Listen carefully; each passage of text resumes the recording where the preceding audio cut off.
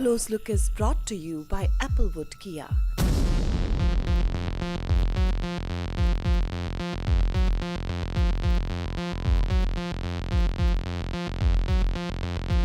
Two locations in Surrey and Langley. Applewood Kia.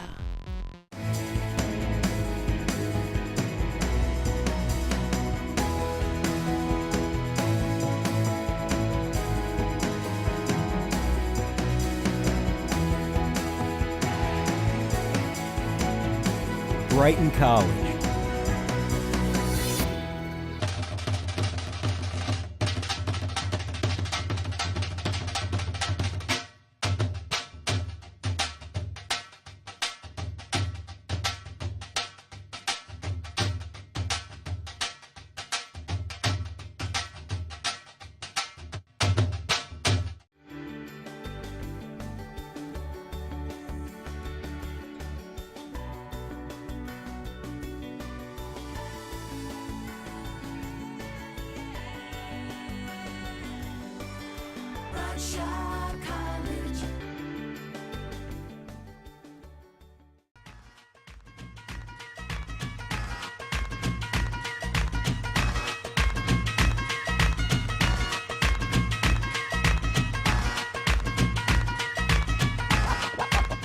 ਸਤਿ ਸ਼੍ਰੀ ਅਕਾਲ ਦੋਸਤੋ, ਮੈਂ ਤੁਹਾਡਾ ਹੋਸਟ ਸੁੱਖਾ ਕੰਗ ਤੇ ਤੁਸੀਂ ਇਸ ਵੇਲੇ ਦੇਖ ਰਹੇ ਹੋ ਪ੍ਰੋਗਰਾਮ ਦੇਸੀ ਕਲੋਜ਼ ਲੁੱਕ। ਦੋਸਤੋ, ਕੈਨੇਡਾ ਇੱਕ ਐਸਾ ਦੇਸ਼ ਹੈ ਜਿੱਥੇ ਆਪਾਂ ਕਿਸੇ ਵੀ ਫੀਲਡ ਦੇ ਵਿੱਚ ਕੰਮ ਕਰਨਾ ਚਾਹੀਏ, ਜੇ ਤੁਸੀਂ ਥੋੜ੍ਹੀ ਜਿਹੀ ਮਿਹਨਤ ਕਰਦੇ ਹੋ ਤਾਂ ਸਫਲਤਾ ਤੁਹਾਡੇ ਕਦਮ ਚੁੰਮਦੀ ਹੈ। ਦੋਸਤੋ, ਅੱਜ ਸਾਡੇ ਗੈਸਟ ਨੇ ਵਸੀਮ ਅਫਜ਼ਲ, ਜੋ ਕਿ ਪੇਸ਼ੇ ਵਜੋਂ ਰੀਅਲਟਰ ਨੇ, ਸਰੀ 'ਚ ਰਹਿੰਦੇ ਨੇ। ਆਓ ਉਹਨਾਂ ਨਾਲ ਗੱਲਬਾਤ ਕਰਦੇ ਹਾਂ ਅਤੇ ਜਾਣਦੇ ਹਾਂ ਕਿ ਉਹਨਾਂ ਦੀ ਜ਼ਿੰਦਗੀ ਬਾਰੇ, ਉਹਨਾਂ ਨੇ ਰੀਅਲਟਰ ਬਣਨ ਲਈ ਕੀ ਮੁਸ਼ਕਲਾਂ ਦਾ ਸਾਹਮਣਾ ਕੀਤਾ ਜਾਂ ਇਹਦੇ ਲਈ ਕੀ ਕੁਛ ਕਰਨਾ ਪੈਂਦਾ। ਸਤਿ ਸ਼੍ਰੀ ਅਕਾਲ ਵਸੀਮ। ਹਾਂਜੀ, ਸਤਿ ਸ਼੍ਰੀ ਅਕਾਲ, ਅਸਲਾਮ ਵਾਲੇਕੁਮ। ਕੀ ਹਾਲ ਚਾਲ ਜੀ? ਬਿਲਕੁਲ ਠੀਕ ਠਾਕ ਜੀ। ਵਸੀਮ ਜੀ, ਪਹਿਲਾਂ ਤਾਂ ਸਾਨੂੰ ਇਹ ਦੱਸੋ, ਕਿੰਨਾ ਕੁ ਚਿਰ ਹੋ ਗਿਆ ਤੁਹਾਨੂੰ ਕੈਨੇਡਾ 'ਚ ਆਏ? ਮੈਨੂੰ ਕੈਨੇਡਾ 'ਚ ਆਏ ਨੂੰ ਤਕਰੀਬਨ 11 ਸਾਲ ਹੋ ਗਏ ਆ। 2002 ਦੇ ਐਂਡ 'ਤੇ 2003 'ਚ ਮੈਂ ਆਇਆ ਸੀ ਅਤੇ 11 ਸਾਲ ਹੋ ਗਏ ਤਕਰੀਬਨ। ਹਾਂਜੀ, 12 ਸਾਲ। ਵਸੀਮ ਜੀ, ਕਿੱਥੋਂ ਬਿਲੋਂਗ ਕਰਦੇ ਹੋ? ਤੁਹਾਡਾ ਪਿਛੋਕੜ ਕੀ ਹੈ ਜੀ? ਮੈਂ ਓਰੀਜਨਲੀ ਪਾਕਿਸਤਾਨ ਦੇ ਪਾਰਟ ਪੰਜਾਬ ਤੋਂ, ਅਤੇ ਬਹੁਤੇ ਲੋਕਾਂ ਨੂੰ ਤਾਂ ਪਤਾ ਨਹੀਂ ਹੋਣਾ ਕਿ ਸਾਡਾ ਸ਼ਹਿਰ ਫੈਸਲਾਬਾਦ ਹੈ, ਲੇਕਿਨ ਇੱਥੇ ਲੋਕ ਬਹੁਤਾ ਲੈਲਪੁਰ ਨਾਲ ਜਾਣਦੇ ਉਹਨੂੰ, ਕਿਉਂਕਿ ਨਾਮ ਚੇਂਜ ਕਰ ਦਿੱਤਾ ਸੀ 80s ਦੇ ਵਿੱਚ, ਲੈਲਪੁਰ ਤੋਂ ਫੈਸਲਾਬਾਦ ਕਰਤਾ ਸੀ। ਤੁਸੀਂ ਉੱਥੇ ਕੋਈ ਪਿੰਡ ਵਗੈਰਾ 'ਚ ਰਹਿੰਦੇ, ਸ਼ਹਿਰ ਸੀ ਕੋਈ? ਬਹਿਰਹਾਲ ਸਾਡਾ ਪਿੰਡ ਸ਼ਹਿਰ ਦੇ ਨਾਲ ਹੀ ਸੀਗਾ, ਜਿੱਥੇ ਮੇਰੇ ਯਾਨੀ ਫੋਰ ਫਾਦਰਸ ਰਹੇ ਆ, ਪਰ ਅਸੀਂ ਸ਼ਹਿਰ 'ਚ ਹੀ ਜੰਮੇ ਪਲੇ ਹਾਂ।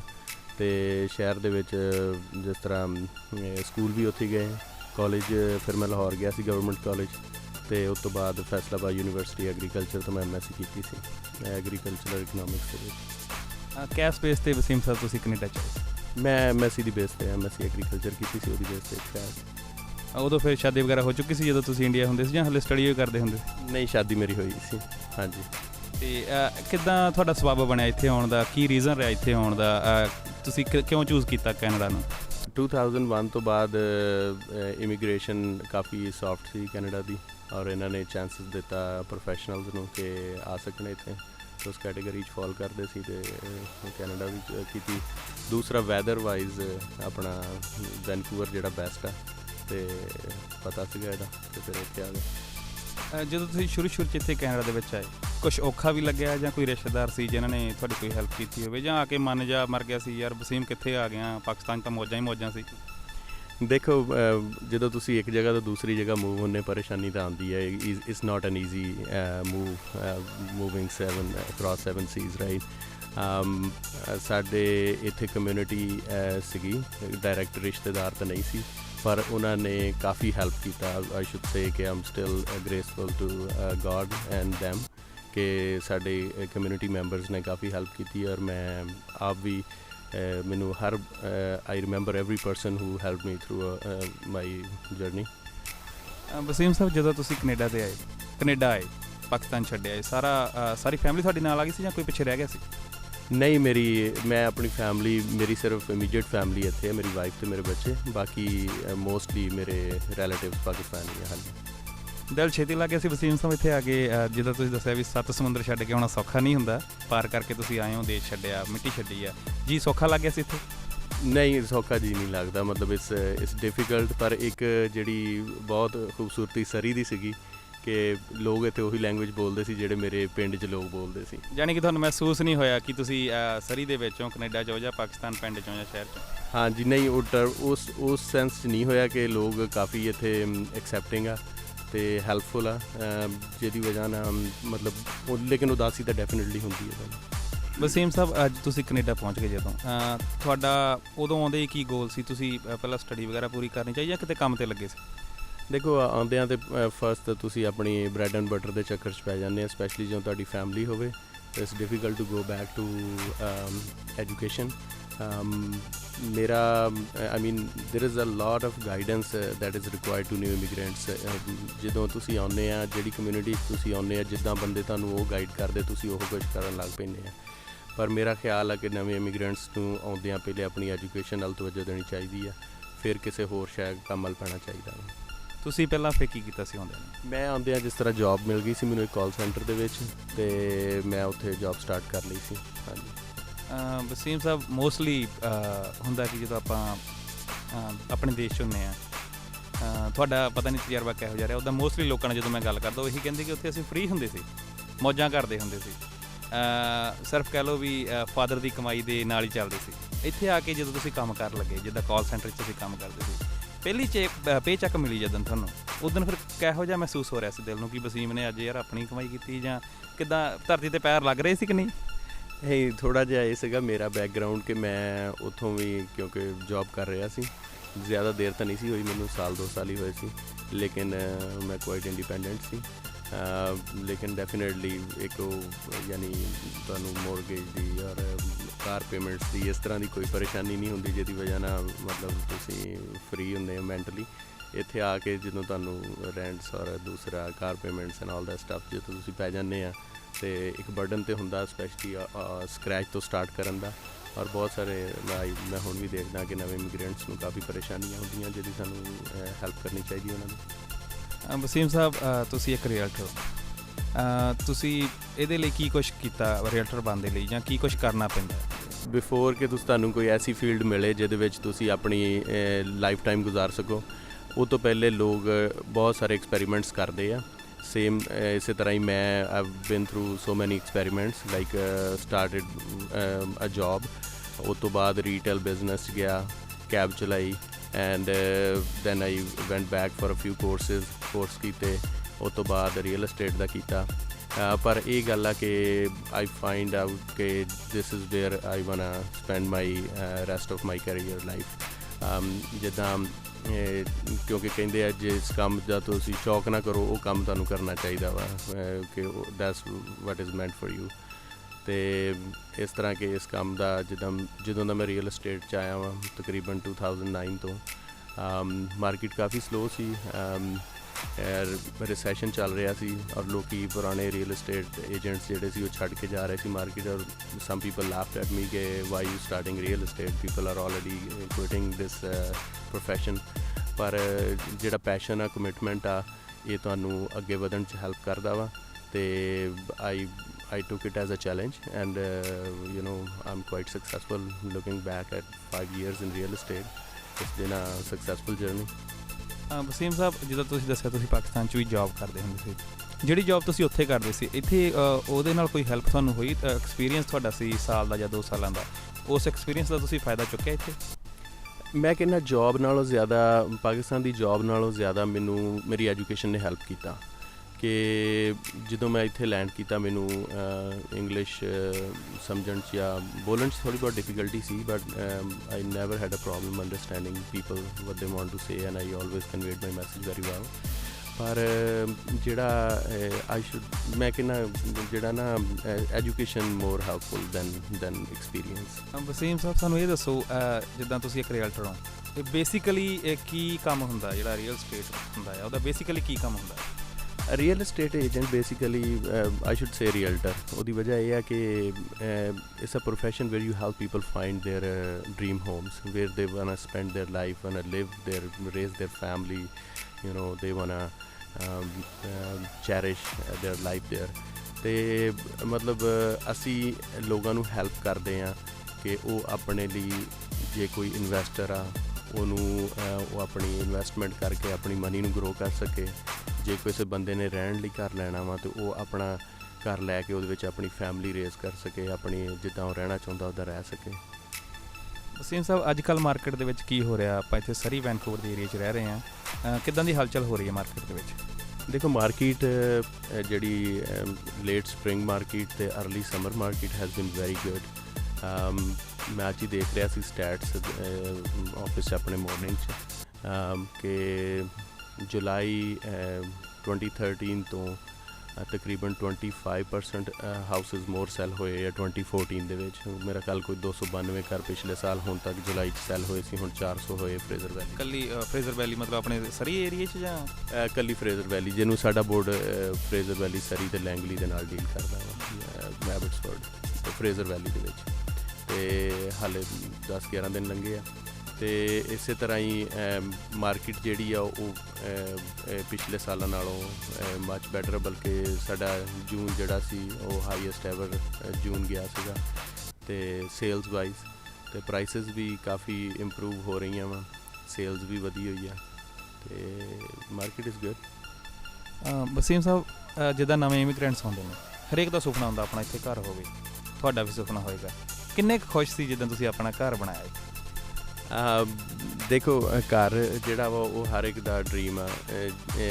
ਸਭ ਤੋਂ ਪਹਿਲੇ ਤਾਂ ਬੇਸਿਕ ਨੈਸੈਸਿਟੀ ਵੀ ਆ, ਫੂਡ, ਕਲੋਥਿੰਗ ਐਂਡ ਸ਼ੈਲਟਰ।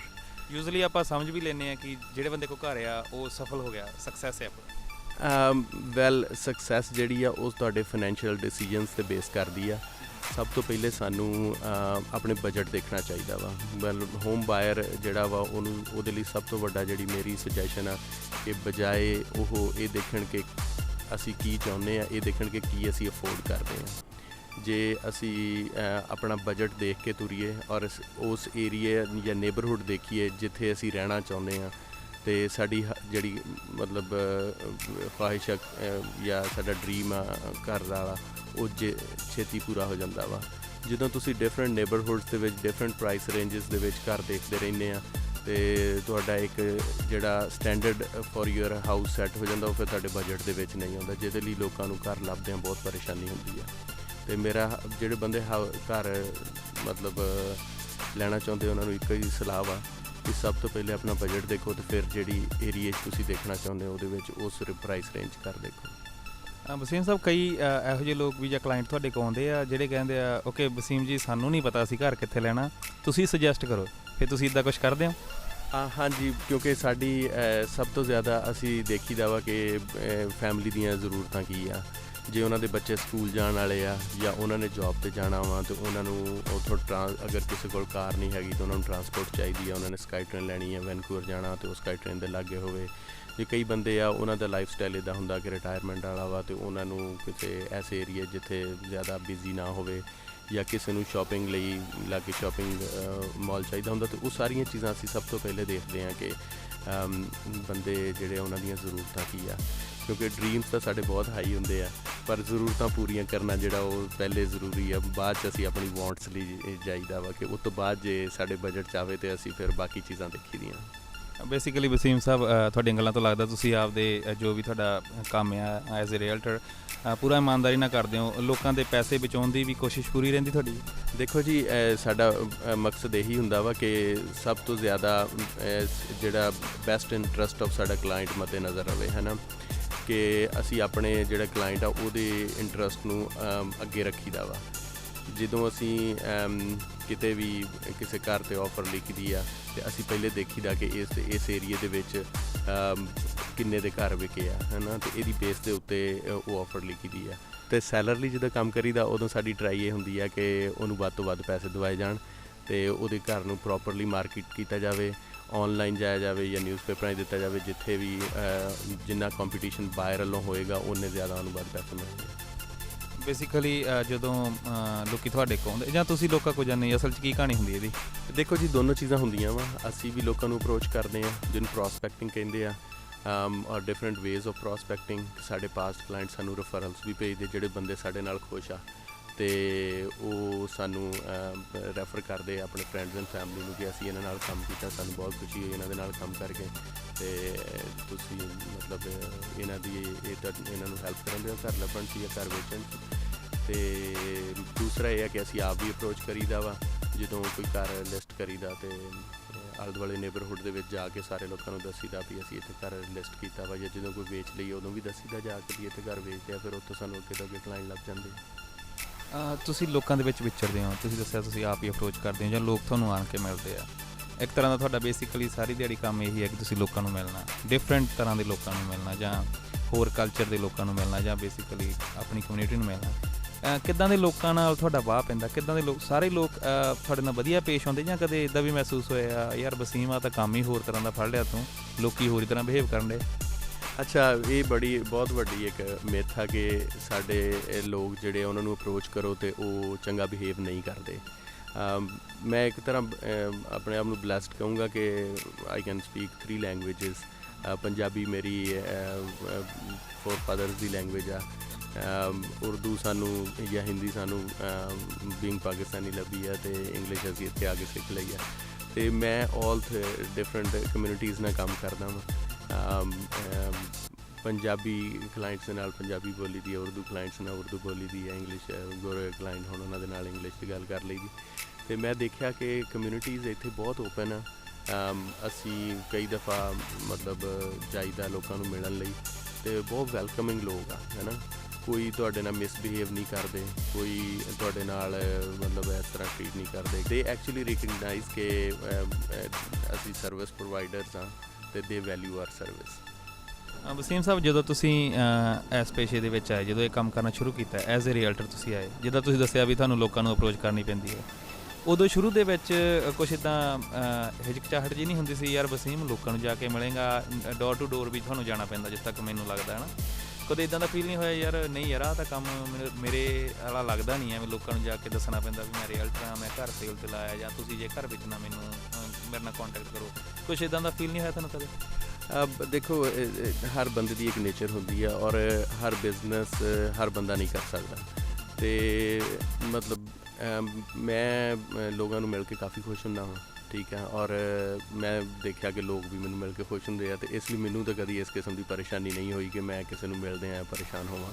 ਲੇਕਿਨ ਬਹੁਤ ਸਾਰੇ ਮੈਂ ਲੋਕਾਂ ਨੂੰ ਦੇਖਿਆ ਕਿ ਉਹ they hesitate and they are not basically peoples person, right? So you have to be peoples person to be in this business. ਮੈਂ I like to work with people, ਅਤੇ ਮੈਨੂੰ ਫਿਰ ਇਸ ਲਈ ਕੋਈ ਜ਼ਿਆਦਾ ਪਰੇਸ਼ਾਨੀ ਨਹੀਂ ਹੁੰਦੀ। ਸ਼ੁਰੂ ਦੇ ਵਿੱਚ ਡੈਫੀਨੇਟਲੀ ਜਦੋਂ ਤੁਸੀਂ ਬਹੁਤ ਸਾਰੇ ਲੋਕਾਂ ਦੇ ਨਾਲ, ਹਾਂ ਇੱਕ ਚੀਜ਼ ਆ ਕਿ ਰੀਅਲ estate ਦੇ ਵਿੱਚ ਜਾਂ ਕਿਸੇ ਵੀ ਬਿਜ਼ਨਸ ਦੇ ਵਿੱਚ ਜਿੱਥੇ you B dealing with people, things keep changing, because human psychology ਜਿਹੜੀ ਆ ਉਹ ਇੱਕ ਚੀਜ਼ 'ਤੇ ਸਟਿਕ ਨਹੀਂ ਕਰਦੀ। ਪੀਪਲ ਚੇਂਜ, ਦੇਅਰ ਬਿਹੇਵੀਅਰਸ ਚੇਂਜ, ਅਤੇ ਸੋ ਆਰ ਬਿਜ਼ਨਸ ਚੇਂਜ। ਅਤੇ ਸਾਨੂੰ ਜਿਹੜਾ ਚੇਂਜਿੰਗ ਇਨਵਾਇਰਮੈਂਟ ਦੇ ਵਿੱਚ ਜਿਹੜੇ ਸੋਲਿਊਸ਼ਨਸ ਫਾਈਂਡ ਆਊਟ ਕਰਨੇ ਪੈਂਦੇ ਆ, that is a skill that every realtor should acquire. ਉੱਦਾਂ ਇਹ ਹੁੰਦਾ ਕਿ ਕਈਆਂ ਦੇ ਵਿੱਚ ਨੈਚੁਰਲੀ ਹੁੰਦੀ ਆ, ਮੇਰੇ ਵਿੱਚ ਆਈ ਵੁੱਡ ਸੇ ਕਿ ਕੁਛ ਨੈਚੁਰਲੀ ਸੀਗੀ, ਕੁਛ ਮੈਂ ਥਰੂ ਆ ਮੇਰੀ ਕੰਟੀਨਿਊਸ ਐਜੂਕੇਸ਼ਨ ਅਤੇ ਸਟੱਡੀਜ਼ ਜਿਹੜੀਆਂ ਮੈਂ ਐਕਵਾਇਰ ਕਰਨ ਦੀ ਕੋਸ਼ਿਸ਼ ਕਰ ਰਿਹਾ ਹਾਂ। ਵਸੀਮ ਸਾਹਿਬ, ਤੁਸੀਂ ਪਾਕਿਸਤਾਨ ਹੁੰਦੇ ਸੀਗੇ, ਤੁਸੀਂ ਇੱਥੇ ਕੈਨੇਡਾ ਦੇ ਵਿੱਚ ਮੂਵ ਹੋ ਗਏ, ਗੇੜਾ ਲੱਗਦਾ ਰਹਿੰਦਾ ਪਿੱਛੇ ਪਾਕਿਸਤਾਨ? ਹਾਂਜੀ, ਮੈਂ ਤਾਂ ਕਾਫੀ ਜਾਂਦਾ ਹੁੰਦਾ ਰਹਿੰਦਾ ਵਾਂ, ਤਕਰੀਬਨ ਸਾਲ 2 ਸਾਲ ਬਾਅਦ। ਮੇਰਾ ਖਿਆਲ ਹੈ ਕਿ 10-11 ਸਾਲ 'ਚ 5-6 ਵਾਰੀ ਮੈਂ ਪਾਕਿਸਤਾਨ ਹੋਇਆ ਵਾਂ, ਅਤੇ ਹੁਣ ਫਿਰ ਹੋਪਫੁਲੀ ਜਨਵਰੀ ਜਾਂ ਫਰਵਰੀ 'ਚ ਅਗਲੇ ਸਾਲ ਜਾਣ ਦਾ ਇਰਾਦਾ। ਵਸੀਮ ਸਾਹਿਬ, ਤੁਸੀਂ ਇੱਥੇ ਜਦੋਂ ਕੈਨੇਡਾ 'ਚ ਮੂਵ ਹੋਏ, ਤੁਹਾਡੇ ਕੁਛ ਗੋਲਸ ਹੋਣਗੇ, ਉਹ ਗੋਲ ਪੂਰੇ ਹੋ ਗਏ ਸਾਰੇ?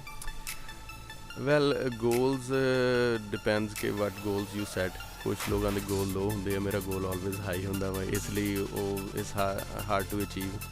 ਦੂਸਰਾ ਇਹ ਹੈ ਕਿ ਚੈਲੰਜਸ ਜਿਹੜੇ ਆ ਉਹ ਅਗਰ ਖ਼ਤਮ ਹੋ ਜਾਣ ਲਾਈਫ ਦੇ ਵਿੱਚ, ਜਾਂ ਗੋਲਸ ਖ਼ਤਮ ਹੋ ਜਾਣ, ਅਤੇ ਫਿਰ ਬੰਦੇ ਦੇ ਤਰੱਕੀ ਦਾ ਸਫ਼ਰ ਮੁੱਕ ਜਾਂਦਾ ਵਾ। ਅਤੇ ਅਗਰ ਇੱਕ ਗੋਲ ਅਚੀਵ ਹੋ ਜਾਵੇ ਤਾਂ ਅਗਲਾ ਸੈੱਟ ਕਰ ਦਿੱਤਾ, ਇਸ ਲਈ ਗੋਲ ਤਾਂ ਕਦੀ ਵੀ ਨਹੀਂ ਖ਼ਤਮ ਹੋਣ ਦੇਣੇ, ਨਾ ਹੀ ਹੋਣੇ ਚਾਹੀਦੇ ਆ। ਫਿਰ ਤਾਂ ਜੀ ਜ਼ਿੰਦਗੀ ਰੁਕ ਜਾਂਦੀ? ਹਾਂਜੀ, ਜੇ ਗੋਲਸ ਖ਼ਤਮ ਹੋ ਜਾਣ ਤਾਂ ਫਿਰ ਜ਼ਿੰਦਗੀ ਰੁਕ ਜਾਂਦੀ, ਬੰਦਾ ਸਟੈਗਨੈਂਟ ਹੋ ਜਾਂਦਾ। ਵਸੀਮ ਸਾਹਿਬ, ਤੁਸੀਂ 2002 ਦੇ ਵਿੱਚ ਹੈ ਨਾ ਮੂਵ ਤੁਸੀਂ ਇੱਥੇ ਹੋਏ, ਅੱਜ ਤੁਹਾਨੂੰ 12 ਸਾਲ ਮੇਰੇ ਖਿਆਲ 'ਚ ਹੋ ਗਿਆ ਇਹਨੂੰ। ਉਸ ਵਸੀਮ ਦੇ ਵਿੱਚ ਅਤੇ ਅੱਜ ਵਾਲੇ ਵਸੀਮ ਦੇ ਵਿੱਚ ਤੁਹਾਨੂੰ ਕੀ ਡਿਫਰੈਂਸ ਲੱਗਦਾ? ਬਹੁਤ ਡਿਫਰੈਂਸ ਆ। ਇੱਕ ਤਾਂ ਜਿਹੜੀ ਜੋਬ ਪਾਕਿਸਤਾਨ ਕੀਤੀ ਸੀਗੀ ਉਹ ਕੋਈ ਇੰਨੀ ਖਾਸ ਜਿਹਨੂੰ ਕਹਿੰਦੇ ਸੀਰੀਅਸ ਹੋ ਕੇ ਕੀਤੀ ਨਹੀਂ ਸੀ, ਕਿਉਂਕਿ ਇੱਥੇ ਆ ਰਹੇ ਸੀ। ਅਤੇ ਦੂਸਰਾ ਇਹ ਕਿ ਇੱਥੇ ਆ ਕੇ ਬਹੁਤ ਐਕਸਪੀਰੀਅੰਸ ਹੋਇਆ, ਮਤਲਬ ਫਰੋਮ ਜੌਬ ਟੂ ਆਪਣਾ ਬਿਜ਼ਨਸ ਟੂ ਸਰਵਿਸਿਜ਼ ਇੰਡਸਟਰੀ। ਮੇਰਾ ਖਿਆਲ ਹੈ ਕਿ ਸਭ ਕੁਝ ਸਿੱਖਿਆ ਹੀ ਇੱਥੇ ਆ ਕੇ। ਉੱਥੋਂ ਤਾਂ ਇਸੇ ਤਰ੍ਹਾਂ ਆਏ ਸੀ ਕਿ ਜਸਟ ਐਜੂਕੇਸ਼ਨ ਸੀ, ਨਥਿੰਗ ਐਲਸ। ਸਾਰਾ ਐਕਸਪੀਰੀਅੰਸ ਇੱਥੇ ਆ ਕੇ ਗੇਨ ਕੀਤਾ ਵਾ। ਓਪਰਚੁਨਿਟੀ ਕੈਨੇਡਾ ਦੇ ਵਿੱਚ ਬਹੁਤ ਆ, ਔਰ ਅਗਰ ਅਸੀਂ ਕੋਸ਼ਿਸ਼ ਕਰਦੇ ਰਹੀਏ ਤਾਂ we can achieve greater heights basically. Waseem sahib, ਤੁਸੀਂ ਅੱਜ ਤੋਂ 5 ਜਾਂ 10 ਸਾਲਾਂ ਬਾਅਦ ਆਪਣੇ ਆਪ ਨੂੰ ਕਿੱਥੇ ਦੇਖਣਾ ਚਾਹੁੰਦੇ ਜਾਂ ਕਿੱਥੇ ਦੇਖਦੇ ਹੋ? ਦੇਖੋ 5 ਤੋਂ 10 ਸਾਲ ਬਾਅਦ definitely I don't want to see myself where I am right now. I have some goals in the same business. Maybe those are not well defined yet, but I'm working on some stuff ਕਿ ਜਿੱਦਾਂ ਮੈਂ ਕੁਛ investment properties ਦੇ ਵਿੱਚ ਥੋੜ੍ਹਾ ਜਿਹਾ ਅੱਗੇ ਕੰਮ ਕਰਨਾ ਚਾਹੁੰਦਾ ਕੁਛ ਇਨਵੈਸਟਰਸ ਦੇ ਨਾਲ, ਅਤੇ ਉਹਦੇ 'ਤੇ ਫੋਕਸ ਕਰ ਰਿਹਾ ਵਾਂ। ਦੂਸਰਾ ਲੈਂਡ ਡਿਵੈਲਪਮੈਂਟ ਜਿਹੜੀ ਆ ਉਹਦੇ 'ਤੇ ਹਾਲੇ ਤੱਕ ਮੈਂ ਜ਼ਿਆਦਾ ਕੰਮ ਨਹੀਂ ਕੀਤਾ, ਉਹ ਕਰਨਾ ਚਾਹ ਰਿਹਾ ਵਾਂ। ਅਤੇ ਉਹਦੇ ਤੋਂ ਬਾਅਦ ਯਾਨੀ ਇਸੇ ਫੀਲਡ ਦੇ ਵਿੱਚ ਅੱਗੇ ਤਰੱਕੀ ਕਰਨਾ ਚਾਹੁੰਦਾ। ਅੱਜ 10 ਸਾਲ ਤੱਕ ਮੈਂ ਰਹਿਣਾ ਇਹਦੇ ਵਿੱਚ ਹੀ ਚਾਹੁੰਦਾ। ਵਸੀਮ ਸਾਹਿਬ, ਆਪਣੇ ਲੋਕ ਜਦੋਂ ਵੀ ਇਨਵੈਸਟ ਕਰਦੇ ਆ, ਮੰਨ ਲਓ ਤੁਸੀਂ ਉਹਨਾਂ ਨੂੰ ਦੱਸਦੇ ਹੋ ਵੀ ਆਹ ਇੱਕ ਪ੍ਰੋਪਰਟੀ ਹੈ ਜਾਂ ਕੋਈ ਬਿਜ਼ਨਸ ਹੈ, ਇਹਦੇ ਵਿੱਚ ਤੁਸੀਂ ਇਨਵੈਸਟ ਕਰੋ। ਜਦੋਂ ਲੋਕ ਇਨਵੈਸਟ ਕਰਦੇ ਆ ਉਹ ਤੁਹਾਡੇ ਭਰੋਸੇ ਕਰਦੇ ਆ ਕਿ ਕਿੰਨਾ ਕੁ ਰਿਸਕ ਹੁੰਦਾ ਲੋਕਾਂ ਦੇ ਲਈ ਉਹ ਕਿਸੇ ਵੀ ਚੀਜ਼ ਦੇ ਵਿੱਚ ਇਨਵੈਸਟ ਕਰਨਾ? ਦੇਖੋ ਜਿਹੜੀ ਰੀਅਲ ਐਸਟੇਟ ਆ ਇਹਦੇ ਵਿੱਚ ਮਿਨੀਮਮ ਰਿਸਕ ਆ। ਰਿਸਕ ਇਸ ਲਈ ਮਿਨੀਮਮ ਆ ਕਿ ਇਸ real estate basically you physically have a piece of land and structure.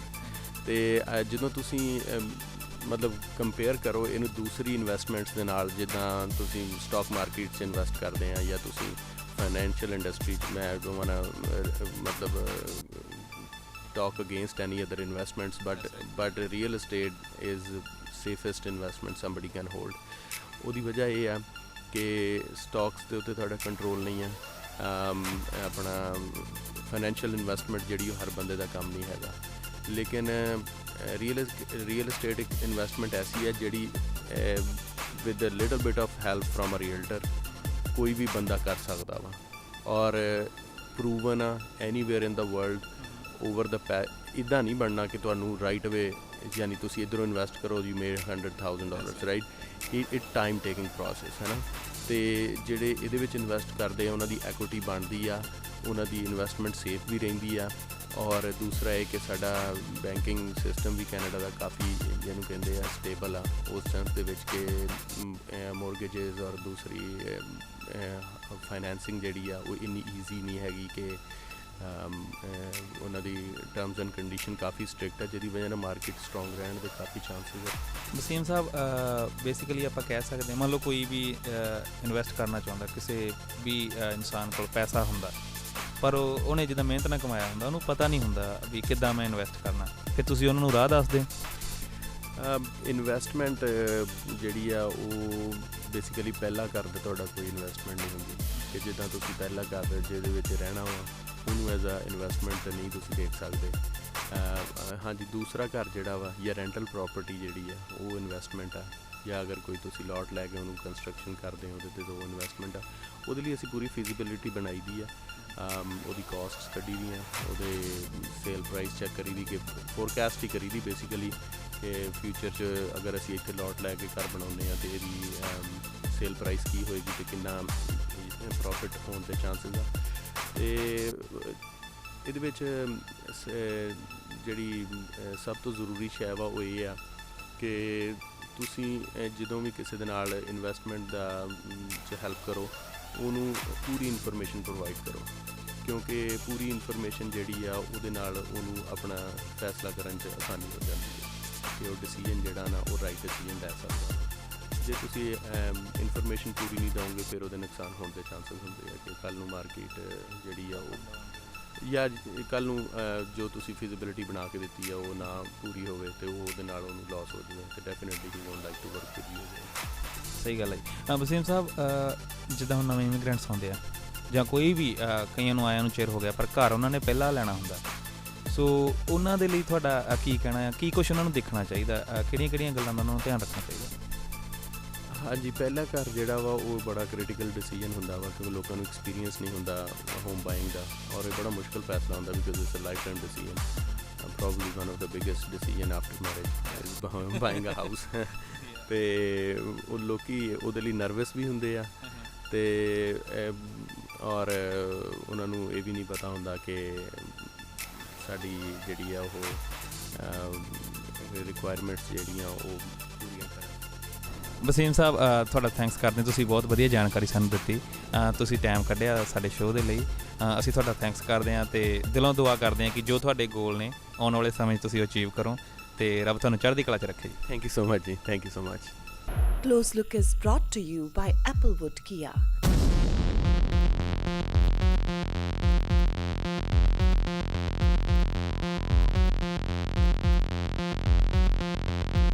Two locations in Surrey and Langley. Applewood Kia.